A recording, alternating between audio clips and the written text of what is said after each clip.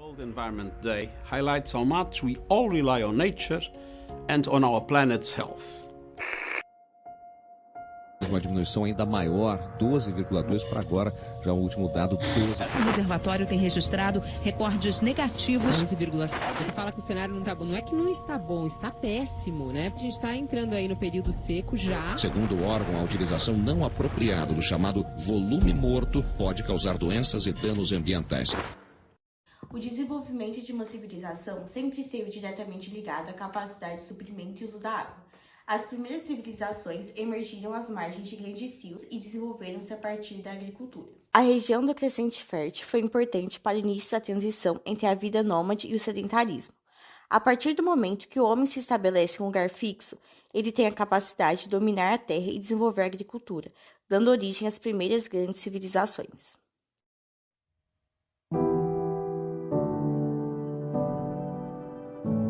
No extremo nordeste da África, em uma área seca e infértil, a civilização egípcia prosperou graças aos abundantes recursos às margens do Nilo.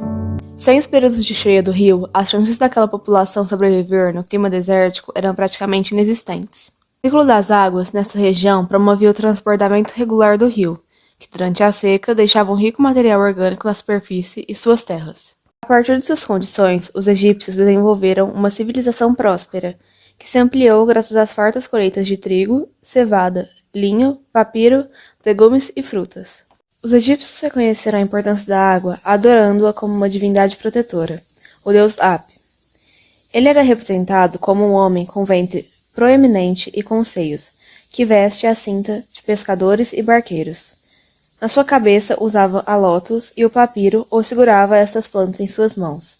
A sua pele poderia ser pintada de azul ou verde, duas cores que são associadas à fertilidade no Egito Antigo.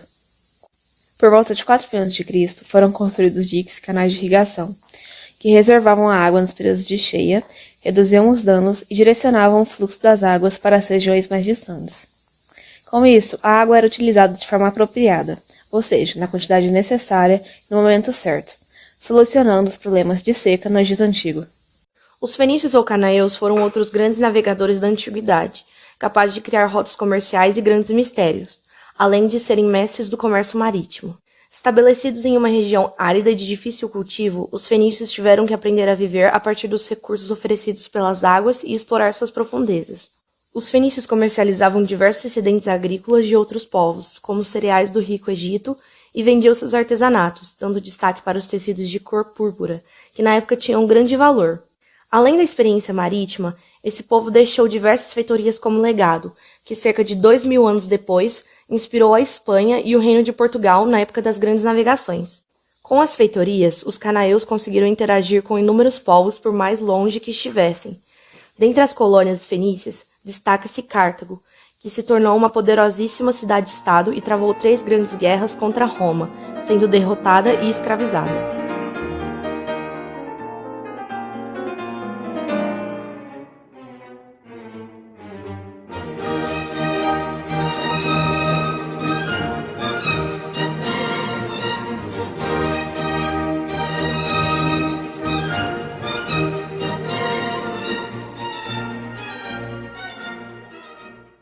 Outro povo que dominou as águas foram os romanos. Originalmente, o rio Tigre e os poços nas proximidades forneciam toda a água de que a cidade precisava, mas Roma cresceu rapidamente, assim como sua demanda por água.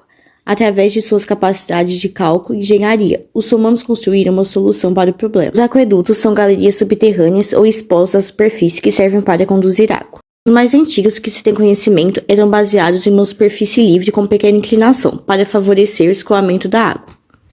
Quase todas as civilizações da antiguidade construíram seus aquedutos, mas foi com os romanos que houve um grande desenvolvimento dos aquedutos. Seu sistema de abastecimento envolvia 11 aquedutos, e o maior deles possuía 90 quilômetros de extensão.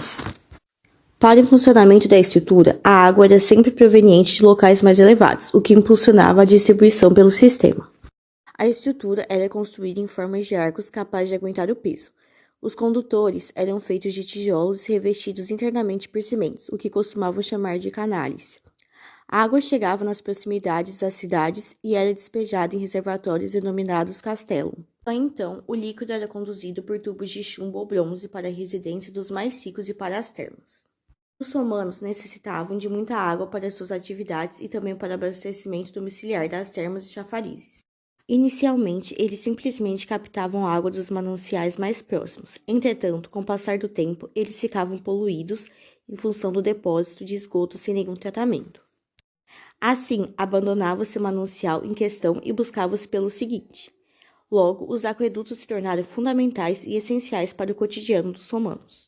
Uma das principais marcas da República Romana foram as Guerras Púnicas, conflitos com Cartago, ao norte da África, em que as duas potências do mundo antigo disputaram a hegemonia econômica da região, ou seja, disputaram os domínios sobre o mar Mediterrâneo, até então dominado por Cartago. Estes foram derrotados pelos romanos, que passaram a explorar o comércio marítimo da região, conseguindo inclusive expandir seu território. A conquista do poder sobre o Mediterrâneo e sobre a Península Itálica foi fundamental para o desenvolvimento da economia romana a partir do comércio marítimo, por onde circulavam mercadorias destinadas não apenas para a subsistência, como também de artigos de luxo. Na época, Roma importava insumos de diversas partes do mundo. Consumiam cereais da Sicília e do norte africano, azeites do Egito e da região onde hoje se localiza a Espanha, e o mármore para suas construções vinha da Ásia e do norte da África. Outra importante conquista das guerras foram os escravos, que acabavam destinados ao trabalho da agricultura e nas confecções. Agora, vindo para as Américas, outro povo revolucionário no consumo da água foram os astecas. Para aprender mais sobre essa civilização, convidamos o professor de História, Jonas Marangoni. Olá pessoal, tudo bem? Aqui é o professor Jonas. É notório, né, na história que as primeiras civilizações, elas ocuparam lugares em que havia água em abundância por perto. Afinal, sem a água é muito difícil a vida humana, né? E é praticamente impossível. Mas onde há muita água, prosperam as grandes civilizações, né? Foi assim na Mesopotâmia, foi assim no Egito, né? Depois os romanos acabaram inovando ao conseguir fazer os aquedutos e transportar água a longas distâncias. Mas há outras civilizações que a gente estuda menos, que também tinham uma forte ligação com a água. Um desses exemplos é a China, né? As primeiras civilizações da China surgiram nas bacias dos grandes rios chineses, principalmente o vermelho e o amarelo, que são os dois principais rios. Mas eu estou aqui mesmo para falar sobre os astecas, que é a grande civilização pré-colombiana. Os astecas é a mais complexa das civilizações que nós já tivemos na América, né, antes da chegada dos europeus, da colonização. E os astecas, eles, no século XIII, eles chegaram a uma região conhecida como Vale do México, e ali, né, eles ficaram quase um século sendo dominados por outras civilizações, até que eles conseguiram dominar a região do Vale do México. Mas a grande surpresa aí é que os astecas, eles começaram a sua civilização ali no Vale do México dentro do rio, né? Aí vocês perguntam, como assim dentro do rio? Sim, havia ilhotas, né, pequenas ilhas ali próximo dentro do lago do Vale do México, e eles foram ocupando essas ilhas, e conforme eles iam se desenvolvendo como civilização no século XIV, século XV, eles iam aterrando o lago, né? E aos poucos aquilo se transformou numa grande ilha. E depois, com a chegada dos espanhóis, ou numa grande ilha. E depois, com a chegada dos espanhóis, e eles destruíram, né, a cidade que ali estava, que era Tecnotitlán, a capital asteca. Eles destruíram e no seu lugar criaram aquilo que ficou conhecido na história como Cidade do México. E hoje praticamente o lago todo está aterrado. Então quem vai até lá nem sabe, né, que ali era um grande lago. Então, ter água doce, potável e principalmente para a agricultura fez com que os astecas se transformassem na grande civilização pré-colombiana. É isso, pessoal. Um beijo para vocês.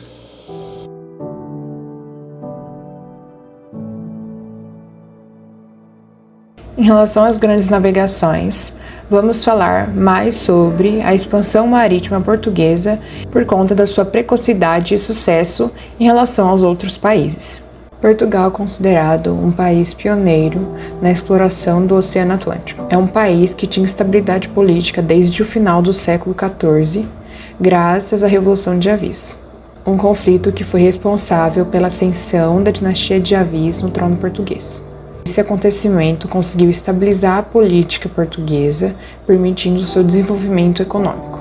Portugal tinha o seu território já consolidado, ou seja, ele não tinha conflitos com outros países. E apesar de todas essas vantagens que Portugal tinha em relação às outras civilizações e sociedades, também haviam mitos criados pelos árabes e italianos para impedir que os portugueses passassem pelo mar Mediterrâneo para fazer comércio com a Índia. Mas mesmo assim, os portugueses tinham gosto pela aventura e eles foram encarar o desafio que foi posto pelos árabes italianos. Os portugueses demoraram décadas até terem tecnologia e estrutura suficiente para estarem seguros em viagem a alto mar. Era necessário domínio de cartografia e de instrumentos especializados em navegações. E principalmente era necessário um navio específico apropriado para esse tipo de viagem, que é o chamado de caravelas. As caravelas é um marco na sociedade portuguesa e elas eram mais eficientes em momentos que o vento soprava contra. Ela permitiu a aprendizagem de como se navega e também permitiu a exploração do Oceano Atlântico, que foi possível a observação das estrelas, e assim a criação da navegação astronômica, que foi usada até a criação dos satélites atuais. Com isso, Portugal conseguiu expandir sua fé cristã, adquirir colônias e explorar novas terras. O mercantilismo e o capitalismo se unem como uma raiz do outro. Podemos observar que o sistema político atual tem influências de práticas mercantilistas. O mercantilismo não é a única raiz do capitalismo, mas o sistema que trabalha a partir de limites de riqueza e a busca pelos objetivos financeiros seguem sua influência. Noções sobre acúmulo de lucro, meios de produção em propriedade privada, definições de tendências são produtos de influência mercantilista na economia contemporânea. Na busca pelo lucro, mais água é gasta do que podemos imaginar, pois além do consumo direto da água, há o consumo indireto, ou seja, a água que não vemos ou água virtual. Esse termo foi criado em 1993 para descrever a quantidade de água utilizada de forma direta ou indireta na produção de um produto, considerando toda a água gasta em seu processo produtivo, desde a retirada da matéria-prima, o transporte, a produção e o consumo. Água virtual nada mais é do que o cálculo do volume de água incorporado em produtos que são consumidos diariamente. O nome virtual, em outras palavras, se dá pelo fato de não poder ser vista, mesmo estando em tudo que usamos e consumimos. Por exemplo, para produzir a calça jeans que você está usando neste exato momento, foram gastos quase 2.000 litros de água. Já para produzir o seu celular, foram gastos mais 15.000 litros de água. Água virtual e pegada hídrica são conceitos que, por vezes, se confundem. Mas quais são as diferenças entre eles? No setor produtivo, a água é dividida em verde, que é proveniente das chuvas, azul, localizado na superfície e debaixo da terra, e cinza, que é a água poluída. O cálculo da pegada hídrica de um produto abrange também o tipo da água utilizada no processo produtivo, verde, azul ou cinza, enquanto a água virtual considera somente a quantidade de água embutida naquele produto. Assim, a pegada hídrica é a soma das pegadas azul, verde e cinza. Por sua vez, o cálculo da água virtual considera apenas o total da quantidade de água utilizada no processo, sem analisar o volume de cada tipo. A Organização Internacional Water Footprint indica que, no Brasil, o consumo de água apresenta 9% da sua pegada hídrica total fora das fronteiras do país. Isso significa que, além do uso interno, também exportamos água por meio de produtos. A Organização das Nações Unidas estima que 110 litros são suficientes para atender às necessidades de uma pessoa em 24 horas. Porém, a pegada hídrica do cidadão brasileiro é de 5.559 mil litros de água por dia, considerando toda a água utilizada, direta e indiretamente, para a produção de bens de consumo e para atividades cotidianas. Dados da Unesco apontam que o comércio global movimenta um volume de água virtual de 1.000 a 1.340 km3. Desse volume, 67% estão relacionados ao comércio de produtos agrícolas. Já o comércio de produtos animais representa 23% desse total. Já os produtos industriais movimentam 10% do volume de água virtual.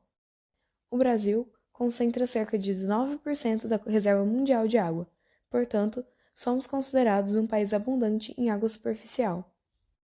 No entanto, apesar de seu conforto hídrico, o histórico de uso inadequado de seus recursos e a desigualdade na distribuição natural faz com que algumas áreas enfrentem situações de escassez. Drought in all regions are getting more frequent and fierce. The well-being of hundreds of millions of people is being compromised by increasing sandstorms, wildfires, crop failures, displacement and conflict. By mid-century, 3/4 of people could be living with drought. Climate change bears much responsibility, but so does how we manage our land. Half the world's population is already coping with the consequences of land degradation, with women and girls paying the highest price. We can and must reverse this downward spiral. Ensuring the productivity of land and soils is an inexpensive, pro-poor way to combat climate change and improve the livelihoods and well-being of the world's poorest and most vulnerable people.